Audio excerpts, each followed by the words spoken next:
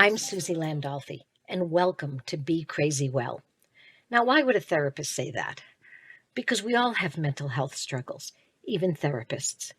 The good news is we have so much more information about how we can be crazy well. On my podcast, we don't focus on what's wrong with us. We want to know what happened to us.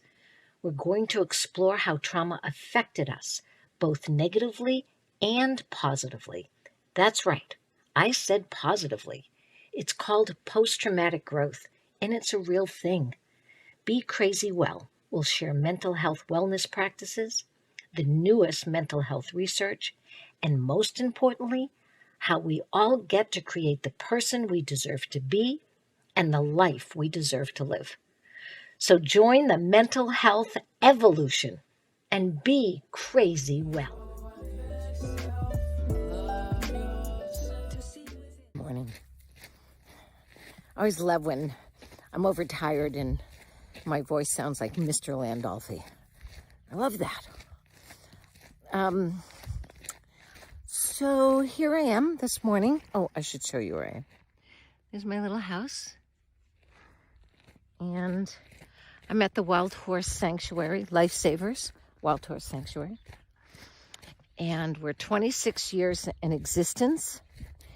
And I come up here on the weekends to help out. I'm on the board of directors and I do programming, and we oftentimes teach veterans how to gentle wild horses.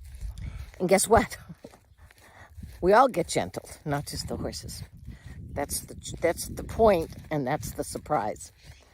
So I'm walking through my yard down to say hello to my neighbors.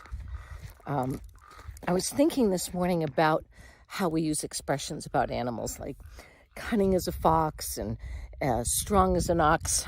And then we have one that's like stubborn as a mule and don't be a jackass. And a jackass is a male donkey. So that idea that somehow donkeys are dumb or they're just stubborn, which means then that they're not going to do what we ask them to do. They're not going to do it. They don't want to do it. And somehow like stubborn's a bad thing. And I'm thinking, is it? Is stubborn always a bad thing? Never mind the fact that we know what the definition of stubborn is. So the definition of stubborn is when you don't want to do something that someone else wants you to do.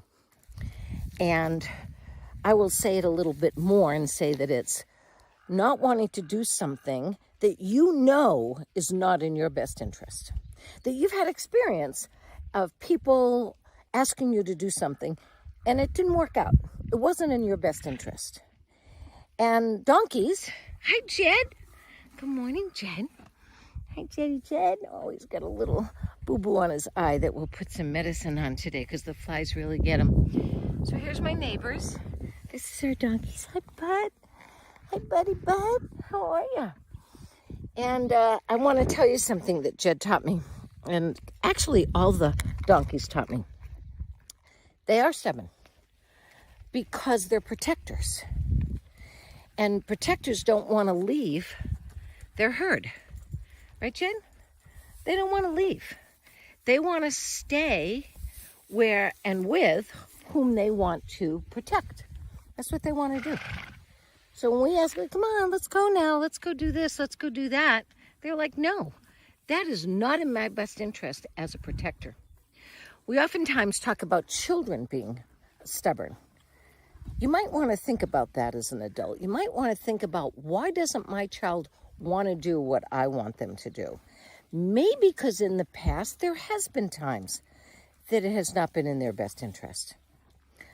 I know that I oftentimes work with families who are really struggling with the effects of trauma, one of which is addiction. And when a parent can't make great decisions and the child figures it out, the child realizes that they are incapable of protecting them. They have to become the protector, and then they have to become stubborn. They have to say, can't do that. It's not in our best interest. It's not in the best interest of my siblings. It's actually not in the best interest of you as an adult.